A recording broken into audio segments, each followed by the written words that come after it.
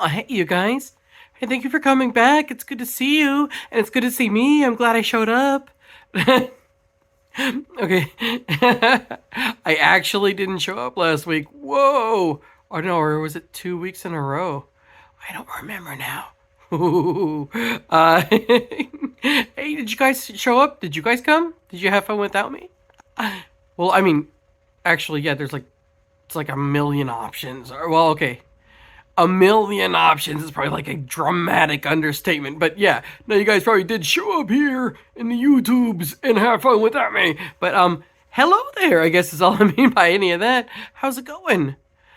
I was gonna talk about being silly and goofy and weird and how just I don't know. My lack of impulse control has led me some really neat places, but you know what happened? I got myself overly tired a bunch of days in a row. So I decided, you know what? We're going to be late this time and it's going to be okay because I need to rest and knock it off. So I spent the whole day on the couch just trying to relax and just kind of recover some energy. And while I did that, I got bored and I took a I wrote on my face in a way that it wasn't going to come off the next day, and so the next day I'm like, oh, okay, because I wrote "kick me" across my forehead. I was gonna make it into like one of the "kick me" sign things, but I made it so big I couldn't turn it into a sign, and then I drew some swirlies like I do around my eye and my mouth. Um, and makeup was not gonna cover that. So I'm like, okay, I'm gonna postpone. Only like the next day it was still there, and the next day it was still there. Hi. Okay, so I went off on a really long tangent there. Okay, like honestly, I'm probably gonna leave like a lot of it in, but there was a train and a motorcycle again, and I'm just like, I'm gonna have to do this chopped up in pieces like the pros do. Only I don't know what I'm doing, so it's gonna be very obvious. So I'm just giving you a heads up about that. But yeah, okay. Oh, that's right. Okay, so I wrote all over my face because I can't focus when I was getting ready, hopefully, to make a thing about I don't focus, and that was super awkward, and I was like crazy bummed out. I'm like, why do I do this? But then somebody left a very sweet comment on that one, and I got all fired up. I'm like, that's it. I had a weird setback. It was ridiculous, but I'm gonna keep going. You know, like and then I was almost well, no, I was sick. Hi. Okay, so you know what? To get that started, about how like my terrible impulse control has well, it's just been around. I don't want to say bad. I don't want to say good. It's just been the motivating factor in like my entire life so far. Almost. Some things weren't my fault. Wow. um, but a lot of things were. My poor parents. I don't know how they survived trying to raise a kid like this, because we're just like walking down the hall and I don't know, I'm burned, I'm bruised, I'm always bleeding, I'm always like soaking wet. And there were repeated times where I was like throwing up, and I was throwing up like non-food items. So I don't know what they would do with that information. You know, very often just kind of stare at me with just a whole "the boy ain't right" kind of vibes. Which would don't get me wrong, that was accurate. I don't know what I would do if I had spent a lot of time with me as a kid, and I was any level of in charge. Don't eat paper. Oh wow, that was rough because of all the weird things that happened. The paper got me almost every time. Wow, is it only almost? Let's just say every time. You know, the notebook paper, and I was a very curious kid. I have a scientific mind. So I definitely at different times ate printer paper and construction paper, paper plates when I was finished eating, and notebook paper. Yeah, I ate a chunk of my homework. And I don't know why I kept doing that, but some part of me thought, like, I'm going to have a different reaction for each quality of paper. And I did. You know, just feel varying levels of sick. Although, there was just no missing that construction paper. That made me incredibly sick. And again, my mom just like staring. And I'm just throwing up all this blue. Uh, what did you eat? And I'm just like, I didn't want to say anything. Paper. Paper. Like, okay, like a sheet of paper. And I can't imagine. I can't imagine. I can't imagine what you go through at that point when you're just like, I'm just gonna move on. I don't know what you do.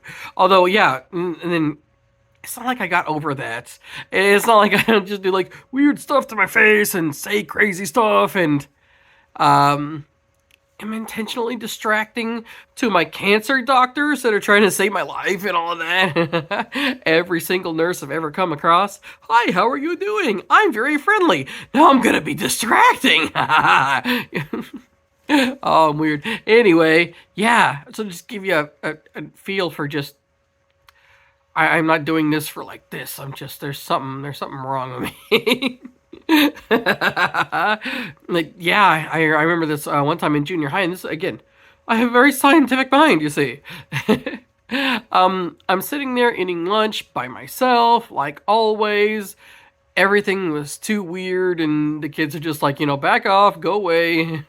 You're not like whatever we are. And I'm like, yeah, no, I get you, but like, what are you reacting to? And I'm like, I don't know, just go away. So yeah, it turns out I think a lot of people can relate to that, but I don't know. I'm a curious kid.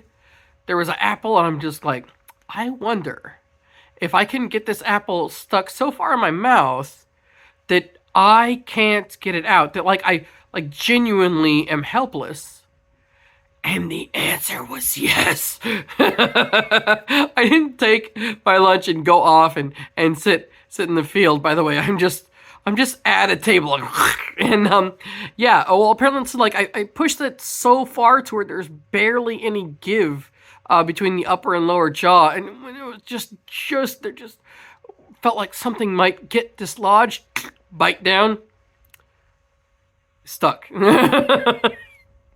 I again I don't know if the school called my parents. I really don't, but just the school, because weird as it sounds, they weren't prepared for that. So I'm like all in the nurses station. There's like a bay window in the nurses station, and I get it. It's an old facility. You gotta make do or whatever, but yeah. So there are people looking in, and I'm just sitting there, and the poor nurse, she doesn't have like Apple removing equipment in there, and so she's got one of those plastic school lunch knives trying to saw that sucker off, because at first she's pulling it, and she's pulling it. It's just there's no give. I had to be I had to be sure. So she starts getting scared that like she's gonna dislodge a tooth, and don't get me wrong, like me too. Plus, I'm like drilling down each corner of my mouth, like real bad at that point because I can't close it. So they have to go and talk to the lunch ladies and get like an actual knife, and she just has to saw that thing off, push it through, and then she's just like, "Why did this happen?" And I genuinely don't know. I don't know why it mattered to me, and I don't know why I chose right then and there to find out, but I did. I I'm sure you guys can tell, but people didn't like me. And then that's fine. That happens to everyone, but people didn't like me to the point that they would lash out. And goofy nonsense, throwing out a line that was maybe relevant to the conversation, even though I should have been more upset. I genuinely feel to this day that the very likely saved my life. A few times walking home, I get separated, and well, anyway, anyway, just being quick with a joke. It turns out that it softens people towards their target very often. Not always. It depends on. Like you gotta be You gotta be diplomatic in what you expect the person to laugh about. But like besides that, when I got that lesson, it's harsh, but I became devoted, just completely devoted to shenanigans, and it keeps you happy, and I feel on some level it keeps you healthy. I mean, I'm still here, and to a certain degree, it keeps you safe. People have people have genuinely had bad intentions for me, and then stopped the same day because laughter will build up as endorphins in you, and I don't know, maybe you just don't want that to be cut off, at least not right away. So so things got weirder because with with um with that lesson, you talk about like the teens learning weird lessons. Yeah, that was a lesson that stuck with me forever and that changed that whole trajectory of stuff. But so yeah, hi, I'm getting stuff stuck up my nose.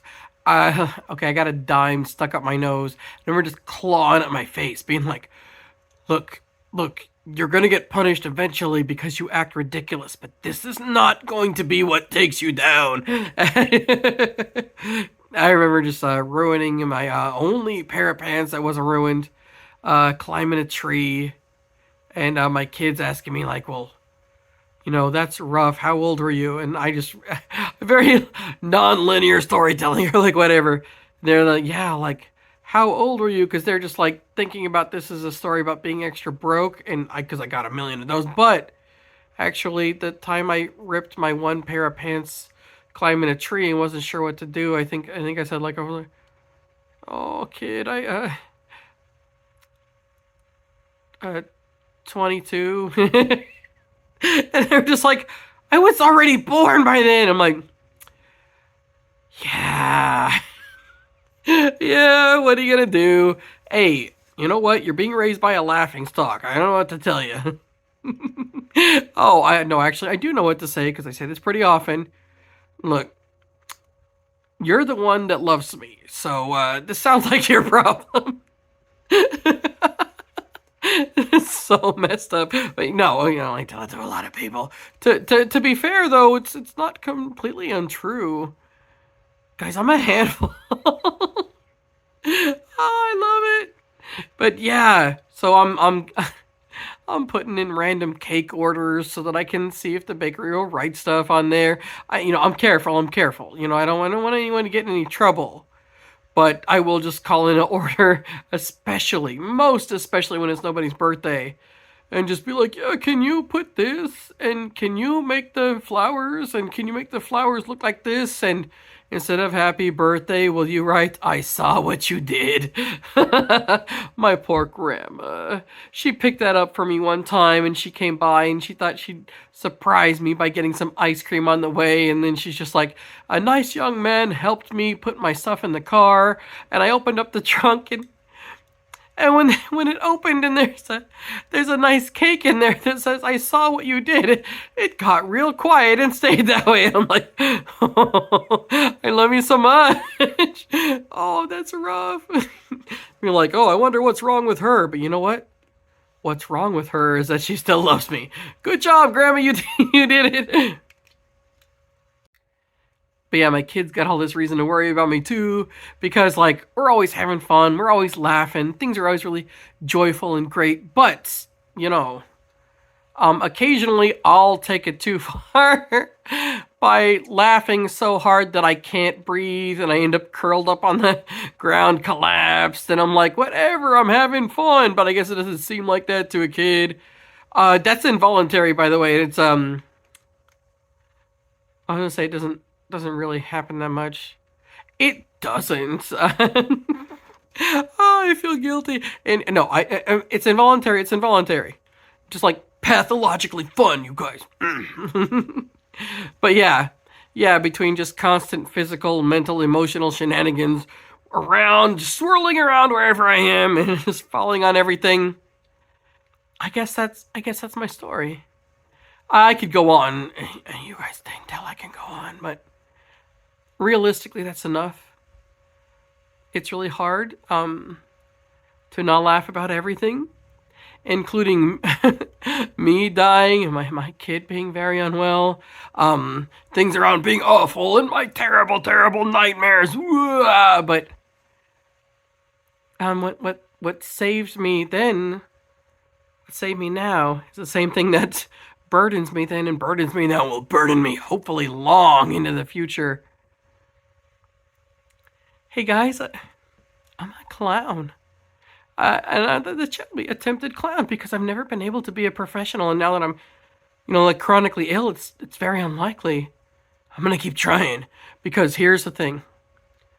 No matter what products I have, no matter what consumes my time, no matter the people surround me, the hobbies I have, anything that I do, I am a clown all the time. I am a clown down to my bones. I am genetically a clown. And being silly is breathing. Being silly is air, right? Being silly is a form of affection. If I have goofed around, if you find yourself being annoyed, irritated a lot, laughing a lot, being like, missing a lot of time, if you're constantly, let me see, if you are regularly, good grief, I can't think of the word. If you're continuously inconvenienced by my nonsense, well, there's no other conclusion to draw, but a clown loves you very much. And hey guys, this has probably been inconvenient halfway through, and if you're still here, yeah, there's a good chance that you already love me and I love you. I'll talk to you later. Mwah. Bye-bye.